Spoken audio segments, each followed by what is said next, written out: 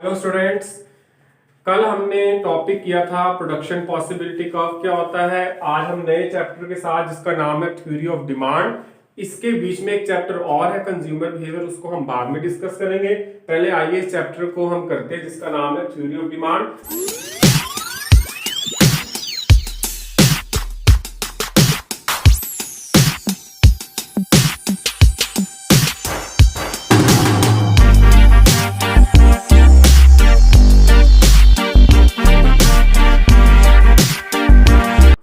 आपको बता दो हम इसमें क्या क्या टॉपिक डिस्कस करने वाले हैं। Concept of demand, demand and quantity demanded of A commodity, demand schedule and market, demand schedule, demand curve and demand function.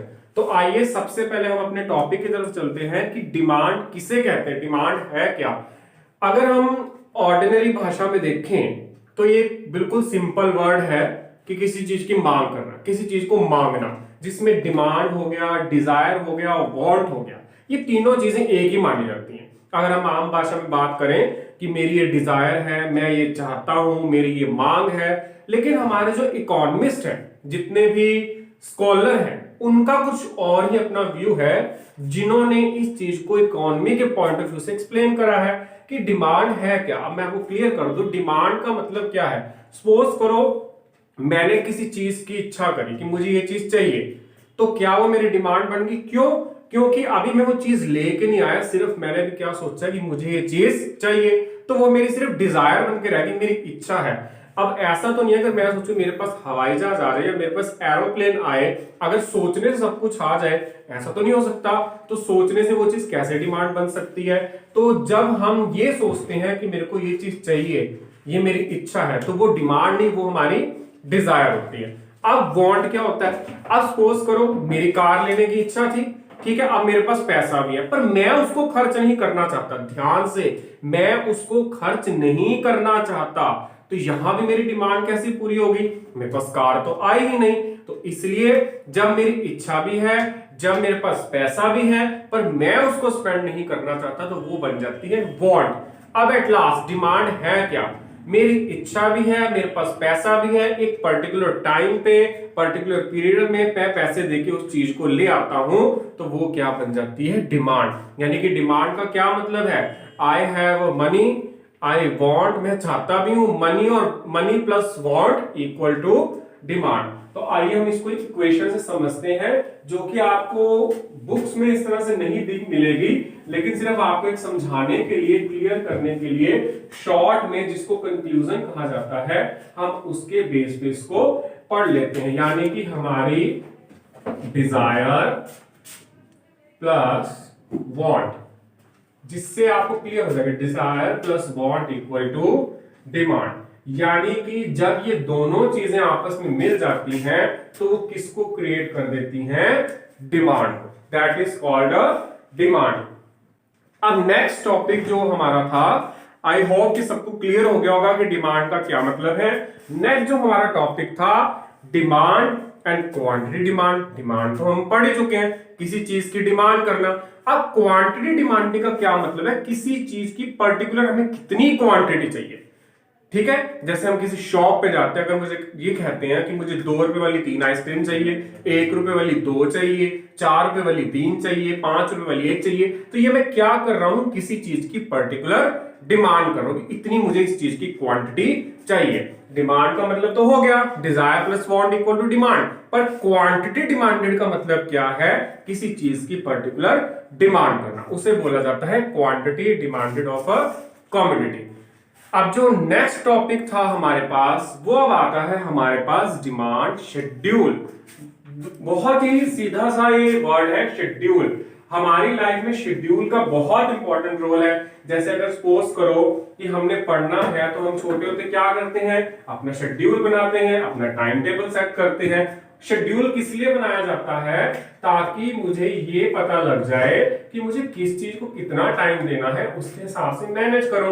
अब कल को अगर आप देखना चाहो कि मैंने लास्ट 10 डेज में या 20 डेज में कितना वर्क लर्न करा है, तो आप किससे जज करोगे?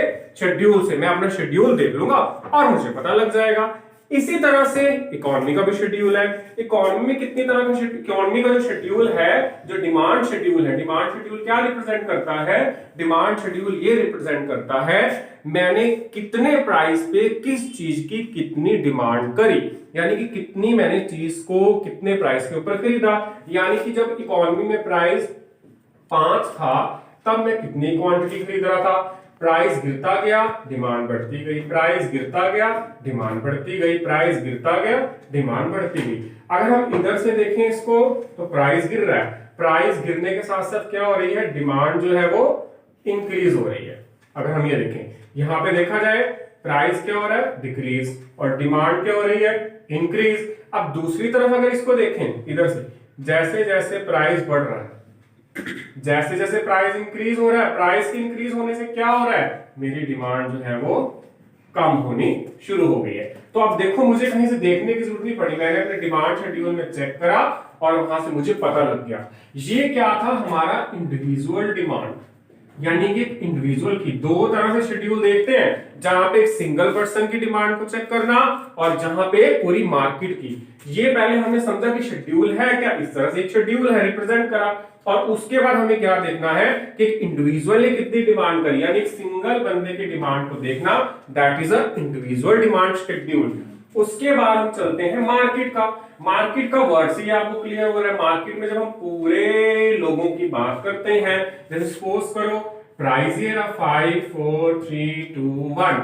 अब यहाँ पे ए पर्सन, ये ए की डिमांड है, और यहां पे अगर हम दिखा देते हैं ये है बी की डिमांड। ये जस्ट एज एन एग्जांपल आपको समझाने के लिए कि जब प्राइस 5 था तो ए की डिमांड कितनी थी और बी की कितनी है, यानी कि ये हम क्या बना रहे हैं, मार्केट डिमांड शेड्यूल। यहाँ पूरी मार्केट को जज किया जा रहा है, ना कि एक सिंगल इंडिविजुअल को।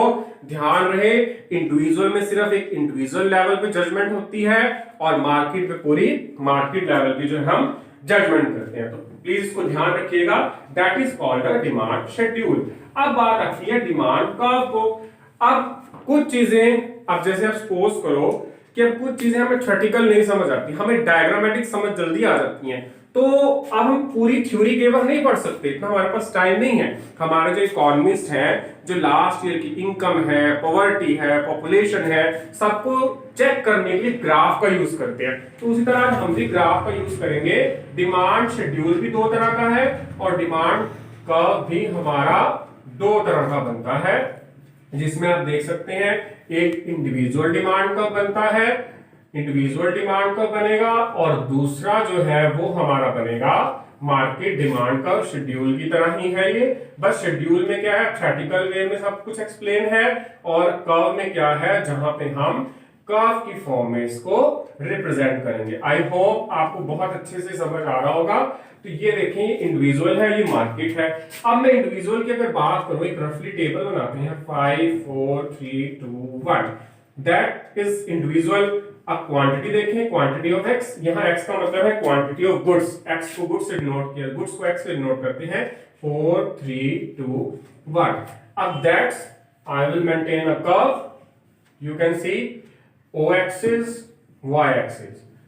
हार्डली काफी बार स्टूडेंट्स को देखा गया है कि वो कर्व में अक्सर या तो इन चीजों को लिखना भूल जाते हैं, या उसके नीचे जो दिया होता है क्वांटिटी, प्राइस, गुड्स, उसको लिखना भूल जाते हैं। तो आप खास तौर पे इस चीज का ध्यान रखें कि जब भी आप कर्व बनाएं, इसकी सारी प्रॉपर चीजों को मेंशन करें। नीचे हमारे पास क्या आ जाती है, क्वांटिटी, QTY डिनोट करते हैं क्वांटिटी से, और इधर हमारा आ जाता है प्राइस। अब हम क्वांटिटी देख सकते हैं 4 3 2 1, और यहां देख सकते हैं 1 2 3 4 5। जब प्राइस 5 था तो हम कितनी डिमांड कर रहे थे, 4 कर रहे थे।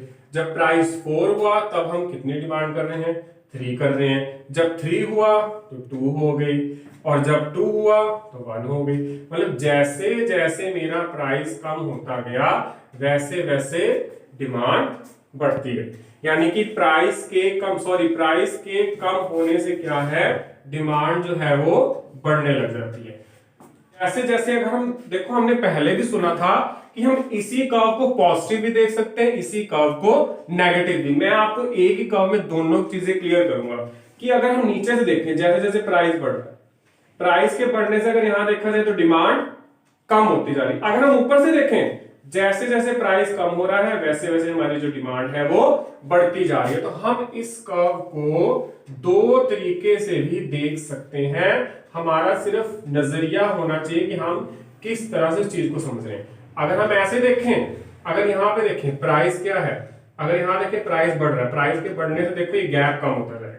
पहले इतनी डिमांड हो रही थी, फिर इतनी, फिर इतनी, फिर इतनी, धीरे धीरे कम हो रही है। लेकिन जैसे जैसे प्राइस कम होने लग जाता है, ये जो गैप है उतना ज्यादा बढ़ने लग जाता है। तो यहाँ पे क्या हो जाता है, डिमांड एक्सटेंड हो जाती है। किसके कारण, प्राइस के कम होने से। अब हम डिस्कस करते हैं मार्केट डिमांड। बिल्कुल सिंपल है, इसमें कुछ नहीं है। अक्सर बच्चों को इकोनॉमिक्स के कॉन्सेप्ट से थोड़ा डर लगता है कि हमें चीजें क्लियर नहीं हो रही। इकोनॉमिक्स सिर्फ कॉन्सेप्ट के ऊपर बेस्ड है। मैं आपको एक और चीज बताना चाहूं, आपको कोई बिजनेस स्टडीज है, चाहे वो अकाउंट्स है, चाहे वो इकोनॉमिक्स है, चाहे मैथ्स है, कोई भी सब्जेक्ट है, अधिकतर बच्चे जब भी क्वेश्चंस या किसी चीज को डिस्कस करते हैं तो उनका ये रहता है कि जो क्वेश्चन हमने यहां पढ़ा है कि मे भी वैसा ही पेपर में आए, पेपर में वही आता है जो आप पढ़ के जाते हो। बस इसको कॉन्सेप्ट को हमें समझने में दिक्कत हो जाती है। हमें सिर्फ कॉन्सेप्ट को समझना है, हमें क्वेश्चन को समझना है, हमसे पूछा क्या जा रहा है, इस चीज के ऊपर ज्यादा फोकस किया जाए। When you will move in senior classes, you should focus on concept.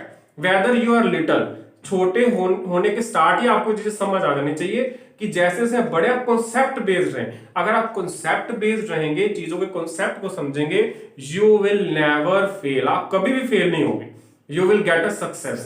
तो इसी तरह मार्केट डिमांड का, अगर हम मार्केट डिमांड की बात करें, अब यहां पे और कुछ नहीं करना, प्राइस ले लेते हैं पहले 5 4 3 2 1। यहां ए पर्सन ले लो, यहां बी ले लो, 1 2 3 4 5। यहां पे हम कर लेते हैं 2 3 4 5 6। मार्केट में हम क्या करते हैं, ए प्लस बी, इन दोनों का टोटल कर देते हैं, ए और बी का 2 + 1 3 2 + 3 5 3 + 4 7 4 + 5 9 5 + 6 = 11। Look at this, price will decrease, demand will increase, price will increase, demand will decrease। यही कॉन्सेप्ट, यही बेसिक यहाँ पे चल रहा है। और मार्केट में हम क्या करते हैं, इन दोनों को ऐड करके बस एक इकट्ठा कर्व बन जाएगा, बस ये फर्क है। हम इन दोनों को कंपेयर करेंगे यहाँ पे मार्केट के साथ, that is a market demand curve. अब उससे आगे जो हमारा टॉपिक है वो हमारा टॉपिक रहेगा कि डिमांड फंक्शन। अब आप कभी भी इसमें देख सकते हैं कि हमारे डिमांड फंक्शन को हम डिटर्मिनेंट्स भी बोलते हैं। डिमांड फंक्शन में हमारे पास क्या क्या आ जाता है कि कौन कौन से फैक्टर हैं जो इफेक्ट करते हैं। तो dx, f, price, income, taste, expectation, और भी हो सकते हैं। हमेशा ध्यान रखिए कि प्राइस जो है वो एक इंडिपेंडेंट फंक्शन है। प्राइस इज एन इंडिपेंडेंट, वो अभी हम बताते हैं क्यों इंडिपेंडेंट है। ये प्राइस एक इंडिपेंडेंट है और जो डिमांड है बच्चे आपका, वो आपका एक डिपेंडेंट फंक्शन है। ऐसा क्यों है कि प्राइस एक इंडिपेंडेंट है और डिमांड डिपेंडेंट है? देखो, प्राइस बढ़ता है, कम होता है, उसका सीधा सीधा असर हमारी डिमांड पे पड़ता है। आप ऑर्डिनरी अपनी लाइफ में भी देख लो, जब आपका क्या हो जाता है, किसी चीज का प्राइस बढ़ जाता है, जहां पे आप पहले उसकी क्वांटिटी मान लो 10% खरीद रहे थे, अब 5% खरीदो, क्यों? क्योंकि प्राइस बढ़ गया। इसलिए प्राइस एक इंडिपेंडेंट है। डिमांड के बढ़ने घटने का तो एक अपना अलग कॉन्सेप्ट है, लेकिन डिमांड सिर्फ किसके ऊपर टिकी है? सिर्फ और सिर्फ प्राइस के ऊपर। हमेशा ये कॉन्सेप्ट ध्यान में रखिए कि प्राइस एक इंडिपेंडेंट फंक्शन है और डिमांड एक डिपेंडेंट फंक्शन है। अब कौन कौन से इफेक्ट हमारे डिमांड को इफेक्ट करते हैं? प्राइस, अगर मान लो कॉमोडिटी का प्राइस बढ़ा, प्राइस के बढ़ने से डिमांड कम, प्राइस के कम होने से डिमांड बढ़ जाएगी। दैट इज, यानी कि कॉमोडिटी के अपने प्राइस से कम ज्यादा होने से भी उसके ऊपर इफेक्ट पड़ता है। अब सपोज करो उसके बाद इनकम, अगर हमारी इनकम बढ़ गई तो क्या होगा? इनकम बढ़ेगी तो हम गुड्स खरीदेंगे, किसी चीज की डिमांड बढ़ जाएगी। इनकम कम होने से डिमांड कम हो जाती है। टेस्ट है, आज हम कुछ और चीज को पसंद कर रहे हैं, कल किसी और चीज को पसंद कर रहे हैं। सपोज करो आप टी को छोड़ के कॉफी पे चली जाए, तो क्या हुआ, कॉफी की डिमांड एक्सटेंड हो गया, आपका टेस्ट बदल गया। यानी कि टेस्ट के ऊपर भी हमारी डिमांड इफेक्ट करती है। हम ये चीज को जज कर रहे हैं कि हमारी डिमांड के ऊपर किस किस चीज का इफेक्ट पड़ता है। ध्यान रखिएगा, प्राइस ऑफ रिलेटेड गुड्स का भी असर पड़ता है। रिलेटेड गुड्स में कैसे, क्या हो गया, सपोज करो आपने पहले टी पीते थे, टी का सब्स्टिट्यूट क्या हो गया, कॉफी। टी को छोड़ के आप कॉफी पे चले गए, एक चीज की डिमांड तो बढ़ी पर साथ में टी की कम भी हो गई। दूसरा हमारी एक्सपेक्टेशन, एक्सपेक्टेशन के हम कुछ एक्सपेक्ट कर लेते हैं, हमारी फ्यूचर एक्सपेक्टेशंस होती हैं, उसका भी इफेक्ट पड़ता है डिमांड के ऊपर, जिससे क्या हो जाता है, डिमांड कम ज्यादा होती रहती है। लेकिन मेन कॉन्सेप्ट क्या रहेगा कि प्राइस एक इंडिपेंडेंट है और डिमांड एक डिपेंडेंट फंक्शन है। एफ का मतलब है फंक्शन, डीएफ का मतलब डिमांड ऑफ गुड्स, पीआर का मतलब price of related good, Y का मतलब इनकम, टी का मतलब टेस्ट, ई का मतलब एक्सपेक्टेशन। टेक्नोलॉजी का, ज्योग्राफी का, बहुत चीजों का इसके ऊपर फर्क पड़ता है। तो हमने अभी स्टडी करी इंडिविजुअल है, एक इंडिविजुअल के ऊपर क्या फर्क पड़ता है। अब दूसरी तरफ हमारे पास आते हैं मार्केट डिमांड फंक्शन, यानी कि मार्केट कौन कौन से डिटर्मिनेंट है। यानी कि पहले तो इंडिविजुअल थे, अब मार्केट है। मार्केट में क्या है, सपोज करो उसमें भी आपका दिमाग में चीज कंसेप्ट को क्लियर करना है, मार्केट पे किस तरह इफेक्ट पड़ता है जिससे कि पूरी मार्केट के ऊपर असर पड़ता है। कल्चर चेंज हो रहा है, ट्रेडिशन चेंज हो रहा है, ये सारी चीजों का भी असर पड़ता है। जिस तरह से इंडिविजुअल के ऊपर पड़ता है उस तरह मार्केट के ऊपर है। मार्केट के ऊपर कौन कौन सा एनवायरमेंट इफेक्ट डालेगा, सोशल है, कल्चरल है, पॉलिटिकल इफेक्ट है, लीगल इफेक्ट है। इन सारी चीजों में अगर कुछ भी चेंजेस होगा तो वो डिमांड के ऊपर, पूरी मार्केट की डिमांड को इफेक्ट करेगा ही करेगा। That is called a function of demand, individual and market. At last topic जो मैं आपको आज का समझा रहा हूं वो है law of demand, most important concept. Law of demand क्या कहता है, लॉ ऑफ डिमांड का मतलब है, लॉ ऑफ डिमांड ये बहुत इंपॉर्टेंट पार्ट है इकोनॉमिक्स का। लॉ ऑफ डिमांड क्या कहता है, प्राइस में और डिमांड में हमेशा इनवर्स रिलेशन चलता है। यानी कि प्राइस के बढ़ने से डिमांड कम हो जाती है, प्राइस के कम होने से डिमांड बन जाती है। और ये कहता है अदर फैक्टर रिमेन कांस्टेंट, यानी कि जो बाकी फैक्टर हैं वो क्या रहते हैं, सारे के सारे कांस्टेंट रहते हैं। अब बाकी फैक्टर का यहाँ पे क्या मतलब है, बाकी अदर फैक्टर्स में बेटा आपके आ जाते हैं, देख सकते हो आप, अदर फैक्टर्स में आपके आते हैं, इनकम आ जाएगी, वाई जो है इनकम से डिनोट होती है, टेस्ट आ जाएगा, हमारी एक्सपेक्टेशन आ जाएंगी।